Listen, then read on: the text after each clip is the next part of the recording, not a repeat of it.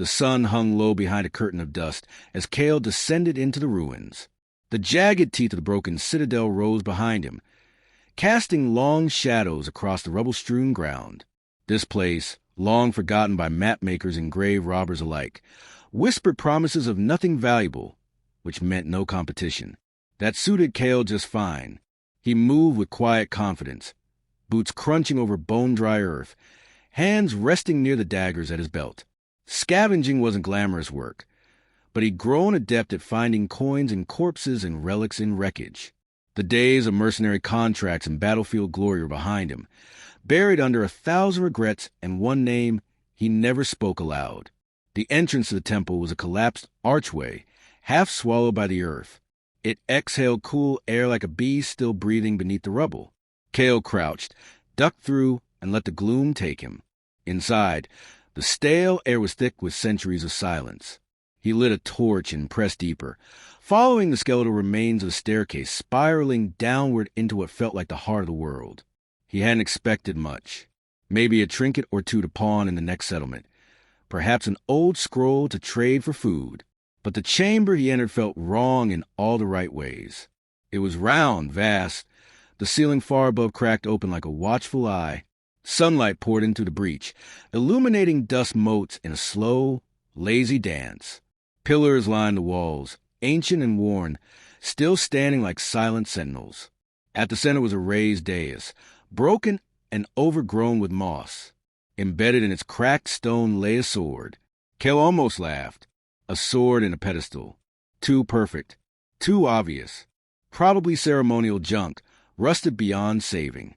But his gut tightened. He approached, half expecting the ground to give way or a trap to spring. Nothing moved. The blade was dull, the hilt wrapped in what remained of ancient leather. The crossguard tarnished. It was caked in dirt, centuries of disuse turning it into little more than a slab of metal. He knelt and reached out, brushing dust away with callous fingers. The instant his skin touched the metal, the air thickened. The sword shuddered. Light pulsed from beneath the grime, faint at first, then blinding. Kale recoiled, but the light held him. The dirt sloughed off like dead skin, revealing gleaming runes carved along the blade's length. The hilt vibrated under his hand. It felt familiar. A voice, low and rich with something older than time, echoed in the chamber. "Welcome back, Your Majesty." Kale froze. The torch flickered violently. His breath caught in his chest. He looked around, heart hammering, but the voice came from nowhere and everywhere. "What did you just say?" he whispered, not sure if he was talking to himself or the sword. But silence answered him, at first. Then the walls trembled. Cracks spread through the dais. Stone groaned. A gust of air swept through the chamber, snuffing out his torch. The only light now came from the sword in his hand, golden and alive, and from the shadows behind him, footsteps. Kale rose, blade still in hand, and turned. She stepped into the light, tall, statuesque, her skin the color of twilight, hair black as pitch flowed over her shoulders, and her eyes shimmered like stars reflected in a still pool. She wore armor unlike anything Kale had seen, silver gold plates etched with strange sigils, a long cloak dragging over the dust. Her voice carried the weight of rituals and remembrance. "You have awakened the blade," she said. "The kingdom stirs with your breath." "I don't know who you think I am," Kale said, holding the sword between them, unsure if it was defense or invitation. "But I'm no one's king." Her gaze didn't waver. "You are Elthar, son of Thander, sovereign of the 9 pillars. The blade would not rise for another." Kale shook his head, stepping back. "That name means nothing to me." She stepped forward, slowly, reverently. "It will—" Memories stirred, just flashes. A throne room drenched in firelight. A war horn's cry. Blood on marble. A hand grasping his, calling him brother. And then pain. A shattering scream. He blinked them away. "This is a mistake." "You don't remember," the woman said, more to herself than to him. Then the ceiling was complete. "What ceiling?" She regarded him for a long moment, then slowly sheathed the short blade at her hip. "I am Saria, guardian of the king's return. I have waited centuries in the hollow of time for the day this sword would shine again. This sword? You're saying it chose me? It remembers what you have forgotten. Etherfang is bound to your blood. It does not mistake its master. Kale looked at the weapon. It pulsed gently in his grip, its warmth steady and strangely comforting. Etherfang. The name made his teeth ache. I was a mercenary, he said. I've bled in too many battles, sold my sword to the highest bidder. If I was ever this. Elthar, that man died a long time ago. Saria didn't argue. She knelt. Kale took a step back, startled. Don't do that. You are the last breath of a dying kingdom, she said, head bowed. You must rise, or we all fall. The weight of her words hung heavy in the stillness. Dust swirled lazily through the air, dancing on the sword's golden light. Kale stood in silence, blade in hand, memories like coals glowing beneath ash. He didn't want this. He didn't believe it. But something in the way the sword hummed, the way the chamber itself seemed to breathe with him, made denial feel hollow. What happens now? He asked quietly. Saria lifted her head. Now, your majesty, we begin to remember. And far above, through the shattered roof of the temple, the wind changed direction. Kale didn't sleep that night. The stars wheeled slowly overhead, visible through the ruined dome of the temple. He sat with his back to a cold pillar, Etherfang resting across his lap. Even when he laid it aside, the hum of the blade vibrated faintly through his bones, like the echo of a half-remembered song. Saria had not pressed him further after the sword awakened. She simply stood watch, silent and unmoving, like she had done so for years beyond counting. When dawn broke, pale and cold, she approached without a word and gestured for him to follow. They didn't speak much as they descended into the deeper halls beneath the temple. Time had gnawed at everything. Mosaic tiles cracked beneath their boots. Columns leaned like drunks against the weight of age. Yet the air felt charged, as though the place had been waiting, not decaying. At last they came to a wide chamber lit by glowing stones embedded in the walls. In the center stood a stone table, its surface carved with a sprawling map. Cities, mountains, rivers, names he didn't know, or maybe used to. This was the heart of the realm. Saria said quietly, once, it beat with power and wisdom. Now it waits for your return. Kale stared at the map. His hands clenched the edge of the table, knuckles white. Why don't I remember any of this? Because you gave it up, she said. Her voice was neither cruel nor soft. It was truth. You were betrayed by someone you trusted. The wounds cut deep, deeper than flesh. To save what was left of the realm, you sealed your soul. You became a shadow, a myth. Kale looked away. That doesn't sound like saving anything. It was the only way to keep the last light from being snuffed out. She stepped beside him, her fingers brushing a faded mark on the map. The blade bound itself to your essence, and your name was hidden from time. Until now. He studied her. Why now? What changed? Saria hesitated. The wards guarding your exile began to fail. Dark forces stirred. Some will remember you, others who fear you, if they had found Etherfang first. She didn't finish the thought. Kale exhaled slowly, running a hand through his hair.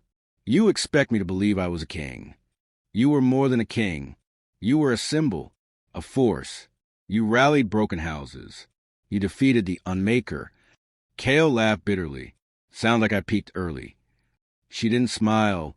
You can pretend not to be him, but the blade knows, and it will not rest in another's hand. He looked down at Etherfang. It sat on the table beside him, golden and silent, like it was listening. I've been called many names, he said quietly. None of them noble, none of them king. Saria turned away. Come, there's more you must see. They moved through a tunnel lit with the same blue glow, descending into a hidden vault. Inside, long shelves housed relics, armor dulled by time, weapons etched with runes, books whose pages crackled with stilled magic. Saria stopped at a pedestal. On it lay a circlet of silver and obsidian, simple and regal. Kale felt a strange pressure behind his eyes the moment he saw it. This was yours, she said. The crown of the Nine. It rejected all others after your fall. Kale didn't move. I don't want it. Sorcery turned slowly. One is irrelevant. The world is unraveling. With no king to anchor the veil, the old magics are waking, wild and untethered. And you think I can fix that? You must, or everything dies. The certainty in her voice was terrifying. He looked away, jaw clenched. Even if I am this, Elthar, I've lived a different life. I've killed for coin. I've betrayed friends. I've done things no king should. She stepped closer. Redemption is not born in comfort. It is forged in fire. Cale closed his eyes. He saw a woman's face, laughing, then screaming. He saw towers crumbling in flame. He saw himself walking away. When he opened them, the sword glowed faintly at his side, as if encouraging him. "What do you want me to do?" he asked. Sorcery studied him. "Come with me to the capital. See what remains. If your heart still turns away, I will not stop you. But if the man you were still breathes, he will awaken there." Cale looked at the crown again. Then he turned his back on it. "Fine," he said. "Lead the way." They left the vault in silence, the sound of their boots against stone, the only echo of commitment. 2 days later, they stood on a ridge overlooking a scarred valley. In the distance, under a sky heavy with smoke, the ruins of the capital city sprawled like a corpse left in the sun. Cale said nothing. Sorcery pointed to the broken spire that pierced the horizon like a jagged tooth. "There lies your throne," she said. "Or what's left of it." "Who holds it now?" "A creature called Ver," she replied. "Once a man, now a shell filled with borrowed power. He rules through fear, feeding on the last embers of the realm's magic." Cale stared at the city. Why hasn't he come for the sword? "He cannot pass the warded thresholds of the old sanctums," Sorcery said. "Not yet, but every year they grow weaker." Cale shifted, hand resting on Edifang's hilt. "And now that I've pulled the sword, the war begins again." He turned to her. "Then let's not keep it waiting." Sorcery didn't smile, but something behind her eyes flickered. Recognition, maybe, or hope. They descended into the valley, 2 shadows against a broken world. Above them, storm clouds gathered. The road into the capital was not a road at all, but a wound carved through the land. Once proud banners hung in tatters from skeletal arches. Bones littered the ground like forgotten thoughts. Nature had not reclaimed the city. Something darker had claimed it first. Cale and Sorcery moved in silence, cloaked in ash and shadow. The closer they drew, the more oppressive the air became, thick with decay and despair. Even the sword at Cale's side, once vibrant with light, had dimmed to a smoldering glow, as though wary of what lay ahead. They entered through a shattered gate. The city sprawled before them, a maze of collapsed towers and gutted homes. Somewhere beneath the rubble, history screamed in silence. Cale's breath caught in his throat. "This was once beautiful," he said, barely above a whisper. "It will be again," Sorcery replied, "if you have the strength." They advanced slowly through the ruins, every corner watched by unseen eyes. The few living souls they passed, gaunt figures with hollow stares, scurried away at the sight of them. Fear clung to these people like a second skin. They were survivors, but not truly alive. Cale felt their pain like an old wound reopening. Near the remnants of a marketplace, they found a crude barricade of debris and sharpened poles. A boy no older than 12 stepped out, holding a rusted spear in trembling hands. "Halt!" he shouted, voice cracking. "State your allegiance." Cale raised his hands, stepping forward. "We're not your enemy." The boy's eyes darted between Cale and Sorcery, then settled on Edifang. Recognition flickered in his face, followed quickly by disbelief. "That sword, it's real," he murmured. A shout rang from behind the barricade. An older man emerged, scarred and limping, wearing scraps of old guard armor. His eyes widened at the sight of Cale. "Lower your weapon, Jaren," he barked. "Do you know who this is?" I think I do," the boy stammered. The man stepped forward, disbelief etched across his face. He bowed awkwardly, his body clearly unused to such gestures. "Your Majesty," he said, voice trembling. "I never thought I'd see you again." "I don't remember you," Cale replied gently. "You wouldn't," the man said. "I served under Captain Valen." united him the day before the siege. He died protecting the throne. Kale swallowed hard. Then his sacrifice was not in vain. The man's gaze drifted to Saria. Is it true? The king returns. Saria nodded once, and his enemy knows it. A hush fell over the makeshift camp. More people emerged, cautious and curious. Some gasped, others fell to their knees. Kale raised a hand. I am not here to be worshipped, he said. I don't remember the man you follow, but I promise you, I will not let what he built remain in ruin. The boy, Jaren, stepped forward. Will you fight Vare? Kale looked into his eyes and nodded. Yes. A murmur spread through the crowd, fear and hope intermingling like oil and water. The man who'd spoken first gestured toward a crumbling tower. There's a place where Vare's presence is strongest, the old Hall of Mages. He corrupted it, turned it into a wellspring of shadow. Kale glanced at Saria. We need to go there. You'll face horrors, the man warned, things twisted by his will. Kale drew Etherfang. It blazed alive once more, golden light spilling over the broken stones. Then let him know I've come. They left the camp as the sun began to set, casting long fingers of red light across the dead city. As they neared the old Hall of Mages, the temperature dropped. Mist coiled through the streets, unnatural and thick. Even the wind seemed to avoid this place. Saria touched Kale's shoulder. Stay close. The veil is thin here.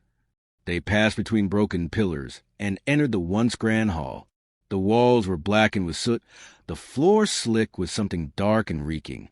Statues of ancient scholars lay shattered, their eyes gouged out. At the far end of the hall, a throne had been erected, a grotesque thing made of bones and rusted metal. Upon it sat a figure wrapped in shadow. A crown of thorns twisted atop his head. His eyes, twin or the crimson fire, locked on Kale. Elthar, he hissed, the name curdled with mockery. You stink of memory. Vare, Kale replied, voice steady. I remember enough to know you don't belong here. Vare rose. His form shifted as he moved, sometimes man, sometimes beast. His voice echoed from everywhere at once. I devoured the court that dare judge me. I drank the flame that once blessed your throne. You cannot undo what is already rotted. Kale stepped forward, Etherfang pulsing with energy. I don't seek to undo. I came to end it. Vare laughed, a sound like breaking glass and thunder. Shadows leapt from the walls, coalescing into monstrous shapes. Saria unsheathed her blade, eyes glowing with radiant focus. The first of the creatures lunged. Kale met it head-on, Etherfang slicing through its form with a scream of light. The room erupted into chaos, blade against claw, light against shadow. Saria moved like a storm, her blade dancing arcs of silver fire. Kale fought with instinct he didn't understand, his body remembering things his mind had lost. Every swing of Etherfang cleaved darkness from stone, sending echoes of ancient power reverberating through the hall. But Vare watched from the throne, untouched. The last creature fell, its shriek dying in a shudder of smoke. Kale stood breathless, sweat stinging his eyes. Vare stepped down from his throne, clapping slowly. Impressive, but power forgotten is still power lost. Kale met him in the center of the hall.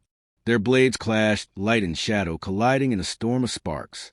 Vare fought with a cruel grace, every strike laced with corruption. Kale countered, relying on instinct and fury.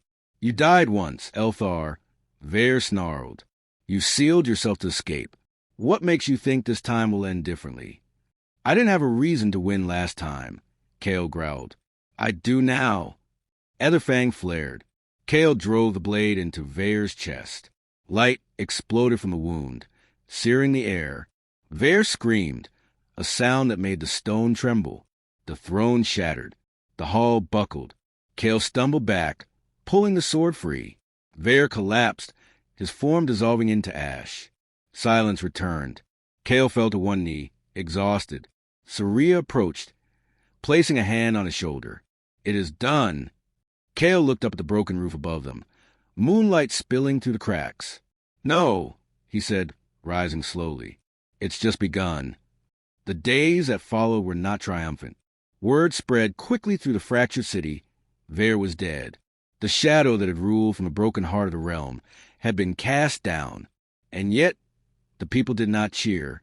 They emerged from their hovels like creatures unaccustomed to light, blinking, uncertain. Freedom was not a song they remembered how to sing. Kale stood atop the remnants of the mage hall, overlooking the ruins. His armor was dented, his cloak torn. Etherfang rested against the stone beside him, still humming quietly, as if sensing the world's trembling balance. Sorcery stood a few paces behind, silent as always, but not unreadable. "They don't look free," he murmured. "They're not," she said. "Not yet." Kale turned. "I killed the tyrant. Isn't that enough?"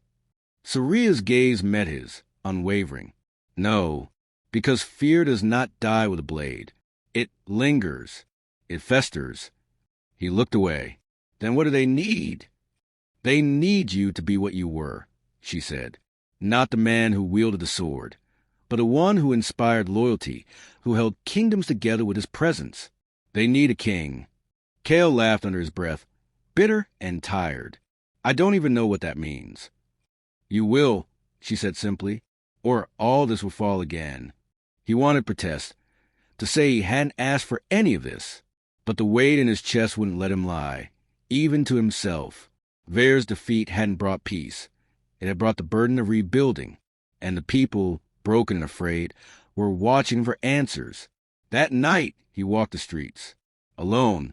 The capital was hollow, like a once great tree rotted from within. Fires still burned in corners, warding off the unnatural chill that hadn't left with Vare. He passed children huddled beneath fallen arches, old men muttering prayers to gods who had long since gone deaf. Every step he took echoed louder than the last. He paused near the old palace gates, twisted now, choked with vines and debris. The walls bore scorch marks, clawed stone, the remnants of ancient battles. His fingers traced a faded crest carved into the gate, a phoenix rising from a ring of swords. A memory surfaced, brief, unbidden, a throne room lit by firelight, voices raised in song. A girl laughing, his sister? A vow sworn beneath starlight. He clenched his fist. Behind him, a voice spoke, age dry, familiar in the way old stories feel familiar. "You've returned." Kale turned. An old woman stood in the shadows, wrapped in layers of tattered cloth, her eyes sharp as flint. "You know me?" he asked cautiously. "I knew the one you were. I see the one you become. Do you remember Elthar? I remember the king who knelt beside my son as he lay dying in the streets, who wept with his people, who didn't hide behind walls." Kale hesitated. "That man is gone." The old woman tilted her head. "Then why do you carry his blade?" He had no answer. She stepped closer, eyes narrowing. The sword returned. "That means something. Power doesn't rise without purpose." "I don't know what that purpose is," he said. She smiled faintly. "Then find it." The next morning, Kale called the people to the central square. There was no ceremony, no grand speeches, just a broken man with a blade and a crown he still refused to wear. They gathered slowly, wary and watchful. Sorcery stood beside him, her expression unreadable. Kale looked out over the faces, scarred, hollowed, yet hungry for something they couldn't name. "I'm not the king you remember," he began. "I'm not even sure I was ever that man. But I know what it means to lose everything. I know what it means to be afraid, to run, to survive when others didn't." A murmur rippled through the crowd. He let it fade. "You don't need a god or a legend. You need someone who will stand with you, not above you. I can't promise victory, but I will bleed for this realm. I will fight for it. And if you'll have me, I'll rebuild it." Silence followed. Then a sound, soft at first, someone clapping. It spread, hesitant, then louder. Others joined. Some wept, some raised makeshift banners. And slowly, the square became a heartbeat. That evening, Kale stood before the ruined palace once more. He placed a crown upon the stone steps, not his head. "This will not rule us," he said. "We rebuild with hands, not symbols." Sorcery nodded. A king reborn not in power, but in purpose. Together, they began clearing the gate, stone by stone. Elsewhere, deep in forgotten places of the world, other eyes opened. In crypts sealed by time, in towers lost to sea and fog, ancient things stirred. Vare's fall had been a signal. One piece removed from a game much larger than any one kingdom. And in the dark between worlds, something smiled. Kale did not yet know the shape of what was coming. He only knew that the sword in his hand pulsed not with glory, but with warning. The war had ended, and something worse had begun.